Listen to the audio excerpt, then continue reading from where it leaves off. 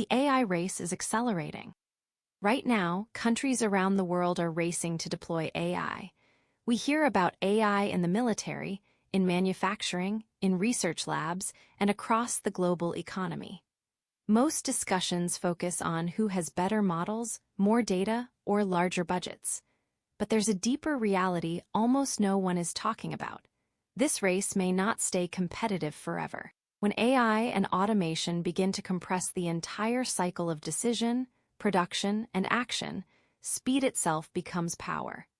The first country to set this cycle in motion may gain an advantage that others can never catch up to. This series is not about AI replacing humans. It's about the moment when being left behind stops being temporary and becomes permanent. A Darwinian competition. Countries don't compete because they choose to. They compete because they're under constant pressure from inside and outside their borders. People expect their governments to keep them safe from rivals. They expect rising standards of living through greater production and efficiency. They expect systems that improve their health, capabilities, and quality of life. These demands act like selection pressure. They reward systems that adapt quickly and punish those that fall behind. Over time, countries don't evolve toward what is ideal. They evolve toward what survives under pressure. Human speed limits are passed. For most of history, human limits acted as a brake on large systems. Decisions took time. Coordination took effort. Production and research advanced at human speed. That constraint is now breaking down. New ideas no longer have to wait for new generations of people to be born, educated, and trained. AI systems can be replicated almost instantly, trained continuously, and improved in days or weeks instead of decades. Automation, AI coordination, and machine-driven feedback loops increasingly bypass human bottlenecks. Humans still define goals and reap the benefits, but systems no longer need to wait for human-scale learning or adaptation to continue improving. Once that happens, adaptation speed is no longer limited by people. How will institutions adapt? Once people are no longer the factor slowing progress down, there is only one limit left: human institutions.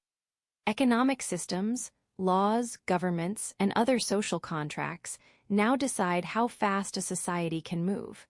Not because technology demands it, but because these systems determine how much change is allowed. As new technologies push for faster coordination, faster production, and faster decisions, societies face a choice. They can restructure themselves to adapt quickly, or slow everything down to preserve the current order. Some countries will move early, accepting various levels of disruption in exchange for speed, while others will hesitate, debate, or resist change. When falling behind becomes permanent. When societies face these choices, some will adapt quickly and others will not. In periods of rapid change, adaptation speed becomes decisive. Early movers can gain such a large advantage that others may fall behind permanently. What changes now is the speed of that process. Technology makes it happen faster. And with less room for recovery, advantage accumulates faster and elimination happens sooner. We've already seen what compressed change looks like. Industries that dominated for decades can collapse in a few years. Companies that seemed untouchable can disappear almost overnight. If this can happen to institutions people thought were permanent, what does that imply for countries? A narrow window of adaptation. In this video, we introduce the idea of hyperefficiency, a wave of technological change where cycle times collapse and competitive advantage begins to compound. As this wave approaches, adaptation speed matters most in a very short window. Missing that window may be decisive.